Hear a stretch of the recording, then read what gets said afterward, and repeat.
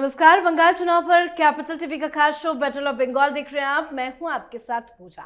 इस बार बंगाल का चुनाव ममता बनर्जी के लिए सिर्फ एक और सियासी मुकाबला नहीं, बल्कि अब तक की सबसे बड़ी परीक्षा बन चुका है। एक ऐसी लड़ाई जिसमें उनकी साख, नेतृत्व और विश्वसनीयता तीनों दांव पर लगे हैं और असली परीक्षा फर्स्ट फेज है।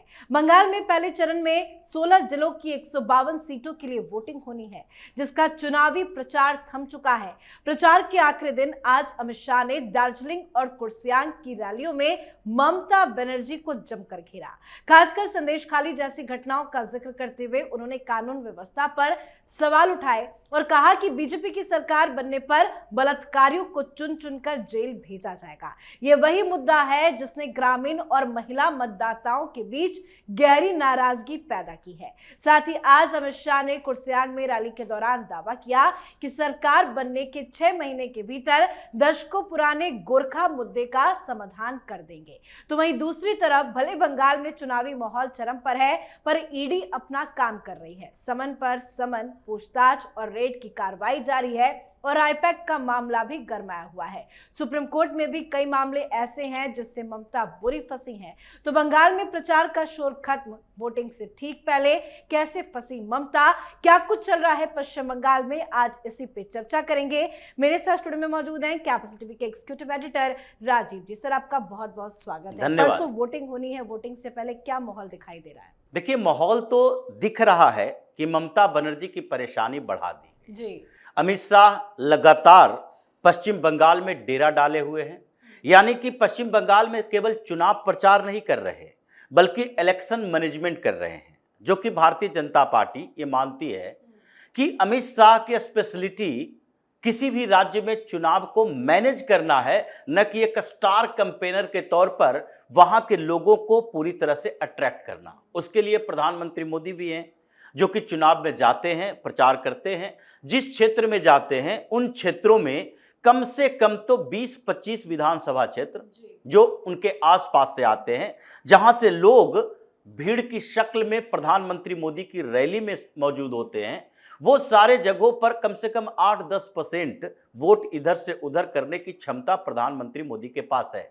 लेकिन अगर वो लोग रैली तक आए, वापस जा रहे हैं और वापस जाने के बाद उनके दिमाग में वही ममता बनर्जी अपने लोगों को आसपास में रखे हुए हैं, चाहे धमकी से, डर से या फिर खौफ के माहौल में, या उन्हें मोटिवेट करने की कोशिश करे अपनी पार्टी के तरफ, और फिर वही फर्जीवाड़ा AI जनरेटेड वीडियो डालें, तो फिर लोग कंफ्यूज हो जाते हैं।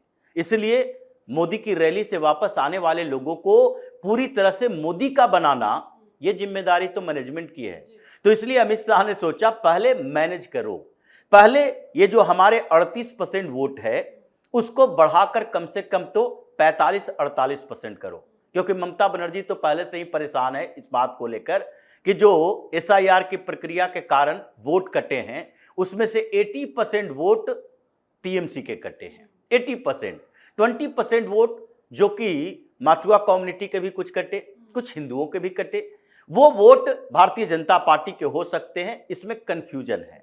लेकिन 80% जो मुसलमानों का वोट कटा है वो तो भाजपा का नहीं हो सकता, वो तो TMC का ही वोट है।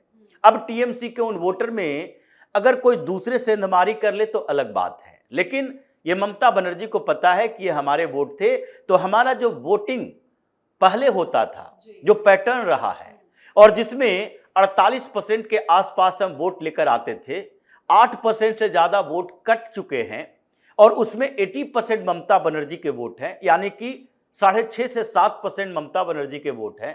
तो ऐसे ही घटकर 41% के आसपास हो गया और भारतीय जनता पार्टी के पास 38% वोट, जबकि वो 3 सीटें लाए, 77 सीटें लाए, लोकसभा में वो 18 सीटें लाए या फिर 12 सीटें लाए, लगभग उतने वोट होते हैं और वो वोट को बढ़ाना है 4-5% तक।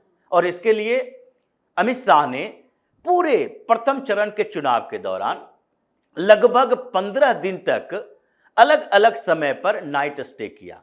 पूरे प्रथम चरण के चुनाव के 16 जिलों की जो बात हो रही है उसको 6 संभाग में बांटा और हर जगह पर लोकल इन्फ्लुएंसर के साथ बातचीत की, जो स्ट्रेटजी बिहार में अपनाई गई थी।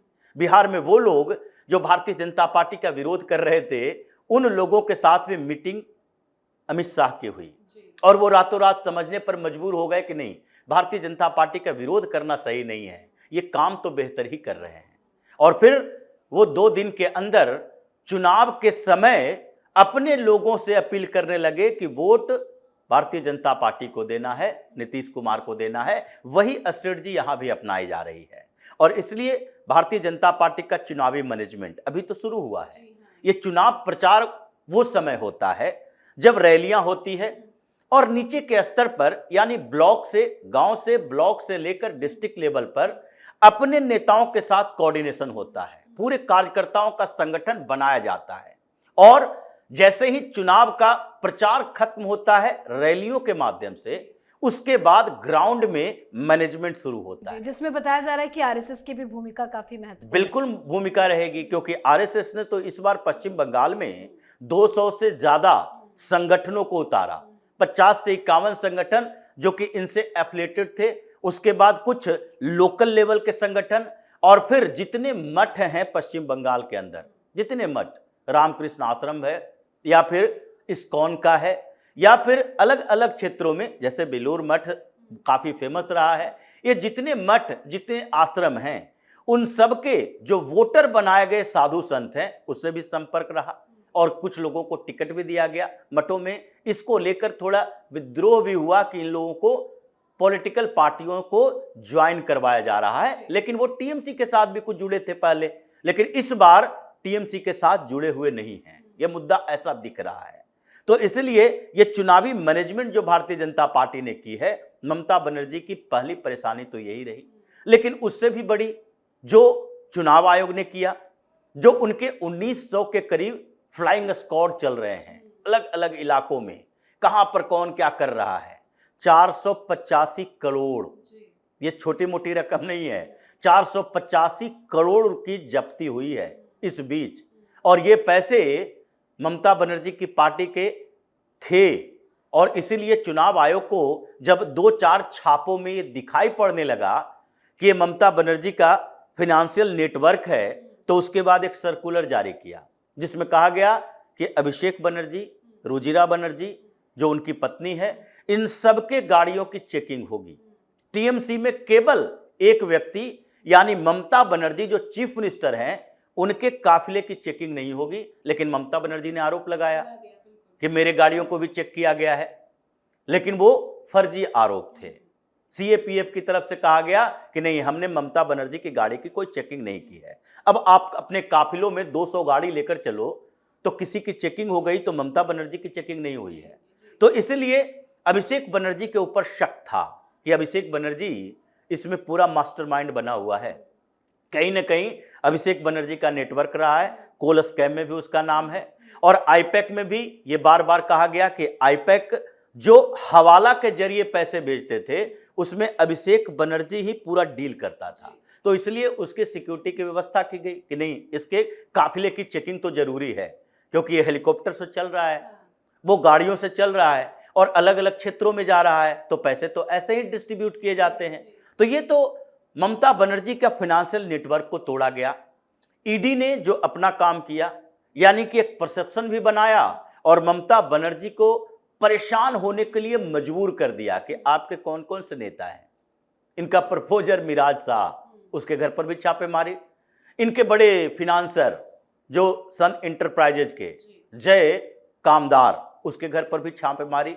एक बड़ा गैंगस्टर जो लीड करता था 3-4 जिलों में, उसका नेटवर्क सोना पप्पू, उसके ऊपर भी छापेमारी की गई। और उसके बाद इन लोगों के ऊपर छापेमारी की गई, साथ ही इनके कुछ नेताओं को दबाव में रखा गया कि देखो ये जो करप्शन का खेल खेल रहे हो वो ज्यादा दिन तक नहीं चलेगा, या तो गुंडागर्दी खत्म करो, घर में बैठे रहो, या फिर करप्शन और गुंडागर्दी साथ साथ मत चलाओ, नहीं तो एक मामला सामने आया तो 4 मामले और खुल जाएंगे। तो इससे भी ममता बनर्जी परेशान रही। और इससे ऊपर जो सबसे बड़ा काम किया चुनाव आयोग के साथ मिलकर सेंट्रल फोर्सेस ने, अभी सारे सेंट्रल फोर्सेस के जितने भी डीजी हैं उनकी मीटिंग हुई थी और वो मीटिंग सीआईएसएफ, एसएसबी, सीआरपीएफ और आईटीबीपी जो सीएपीएफ के जवान वहां पर तैनात हैं और जिसका कोऑर्डिनेशन जरूरी था, इन सब के डीजी ने मीटिंग की। उसके बाद पुलिस ऑब्जर्वर से मीटिंग की और जितने अभी प्रथम चरण में देखा जाए तो 8000 ऐसे बूथ हैं जिसको सुपर सेंसिटिव बताया गया है। तो ये 8000 बूथ जो सुपर सेंसिटिव है उसमें सबसे ज्यादा मालदा में है, मुर्शिदाबाद में है, उत्तरी दिनाजपुर में है। इन बूथों के ऊपर नजर रखनी है और यहां पर अगर कहीं 15-20 आदमी एक साथ खड़ा दिखाई पड़ा बूथ के इर्द गिर्द, यानी 100 मीटर के दायरे में, तो आपको इंटर ही नहीं करना है।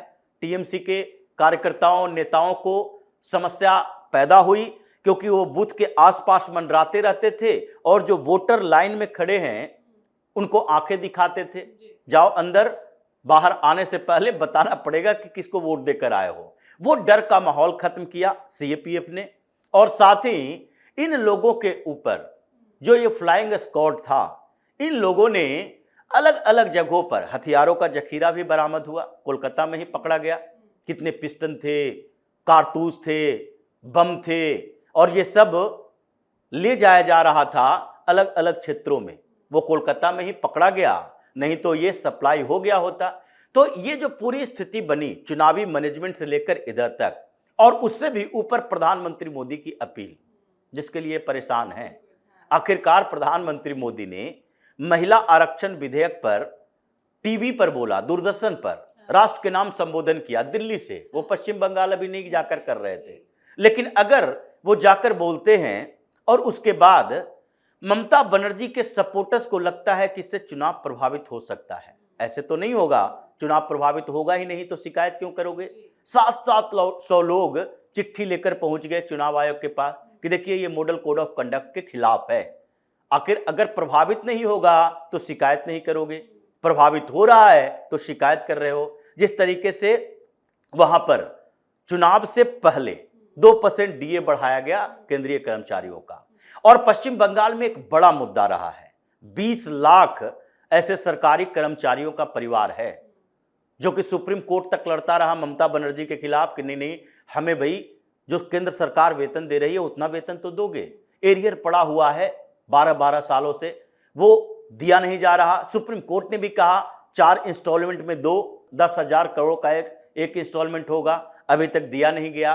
तो इस बीच प्रधानमंत्री मोदी ने 2 अपील की, एक महिलाओं को लेकर और एक सरकारी कर्मचारियों का डीए बढ़ाकर, और उसमें घोषणा पत्र में बताया कि देखो केंद्र सरकार वाली वेतन मिलेगी। तो पहले तो उन सरकारी कर्मचारियों के परिवारों ने भारतीय जनता पार्टी से जुड़ाव महसूस किया और प्रधानमंत्री मोदी की इस अपील पे, क्योंकि प्रथम चरण का जो चुनाव हो रहा है 152 सीटों पर 3.6 करोड़ मतदाता हैं और उसमें 1 करोड़ 75 लाख से ज्यादा महिलाएं हैं, और ये 1 करोड़ 75 लाख महिलाओं में से अभी जो अभियान चल रहा था 18 तारीख के बाद से, उस अभियान में तो लगभग 1.3 करोड़ महिलाओं से संपर्क किया गया है। ये डोर टू डोर कैंपेन है भारतीय जनता पार्टी और संघ का ज्वाइंट तौर पर, और इनको मोदी शपथ दिलवाई गई है। ये मोदी शपथ है 1.3 करोड़ महिलाओं का कि नहीं, इस बार ममता बनर्जी महिला होने के बावजूद जो विश्वासघात की है महिलाओं के साथ, उसका जवाब देना है। तो चुनाव तो पलट रहा है। ये 152 सीटों में से ममता बनर्जी की स्थिति ऐसी है कि जो सबसे मजबूत कीले थे वो भी दरक रहे हैं, और जहां भारतीय जनता पार्टी बेहतर स्थिति में थी उसे और बेहतर बना रही है। अमित शाह अगर प्रथम चरण के चुनाव के अंतिम रैलियों में से वो मालदा, मुर्शिदाबाद, दिनाजपुर या पूर्वी मेदिनीपुर, पश्चिमी मेदिनीपुर जा सकते थे, उन्होंने चुना वही जहां पर वो मजबूत रहे हैं और उस क्षेत्र को चुना ताकि पूरे वो बॉर्डर इलाका जो असम की तरफ जाता है, नॉर्थ ईस्ट का एक चिकन नेक, सिलीगुड़ी से लेकर कालिंपोंग तक, दार्जिलिंग तक, ये अलीपुरद्वार से कूच बिहार तक, इन सारे क्षेत्रों में उन्होंने एक संदेश दिया कि इस बार 100% यहाँ की सीटें मिलनी चाहिए। पिछली बार आपने अपोजिशन में पहुंचाया, इस बार सत्ता में पहुंचाओ, ताकि आपने सपोर्ट किया तो हमें भी आपके सपोर्ट का मौका मिले, यानी कि गोरखा मुद्दा खत्म करें, इन क्षेत्रों में स्वायत्त व्यवस्था बनाएं, और आपकी जो इतने सालों की समस्या ममता बनर्जी वोट बैंक के तौर पर आपका इस्तेमाल करती थी, वो वोट बैंक के तौर पर नहीं होगा, आपकी समस्याओं का समाधान होगा। तो लगता तो है कि ये सारे मामले ऐसे हैं जिससे ममता बनर्जी इस बार पहले चरण के बाद चुनाव प्रचार कर भी पाएगी या घर में बैठकर रणनीति बनाएगी, ये लग नहीं रहा है। बहुत बहुत धन्यवाद सर समझाने धन्यवाद। के लिए। तो बंगाल में प्रचार का शोर थम चुका है, लेकिन सियासी तूफान अपने चरम पर है। ये चुनाव ममता बनर्जी के लिए अब सिर्फ सत्ता बचाने की लड़ाई नहीं, बल्कि गिरती हुई साख को संभालने की जद्दोजहद भी बन गया है। वोटिंग से ठीक पहले हालात ऐसे बन गए हैं कि ममता चारों तरफ से सवालों के घेरे में है। जमीनी स्तर पर भी तृणमूल कांग्रेस को अंदरूनी असंतोष का सामना करना पड़ रहा है। कई जगह कार्यकर्ताओं की नाराजगी और स्थानीय स्तर पर एंटी इनकम्बेंसी खुलकर सामने आई है। कुल मिलाकर वोटिंग से ठीक पहले ममता बनर्जी का हाल बुरा है। तो आपको क्या लगता है? आप भी अपनी राय कमेंट करके लिखिएगा।